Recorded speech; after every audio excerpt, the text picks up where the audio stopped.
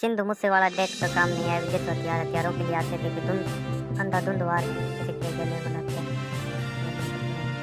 पंजाबी गायक सिंधु मूसेवाले को रविवार को मानसा के गांव के जवारके के समीप शार्पशूटरों ने गोली मारकर हत्या कर दी। पंजाबी गायक ने युवकों के दिलों की धड़कन हमेशा के लिए बंद हो गई। इस हत्याकांड के समय मूसेवाला के साथ एक बाउंसर भी मौजूद था। 2.5 वर्ष की उम्र में मूसेवाला की हत्या पंजाब से सनसनी फैल गई।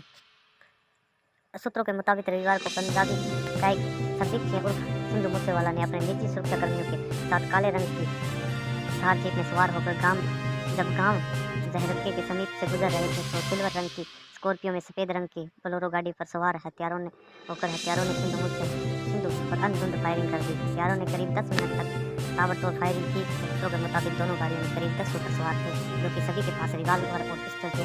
इसके अलावा AK-47 भी थे। सूत्रों के मुताबिक ये आरोपी सिंधु मूसे की गाड़ी को सामने से चालक साइड के लगातार फायरिंग की और मूसेवाले को 2 गोली सर में और 3 गोली सीने में और हाथ पर लगी गोलियों की आवाज़ सुनते ही आसपास के लोगों ने घरों के दरवाजे बंद कर लिए और आरोपियों को वारदात जानकारी मोबाइल से किसी को भी दी है।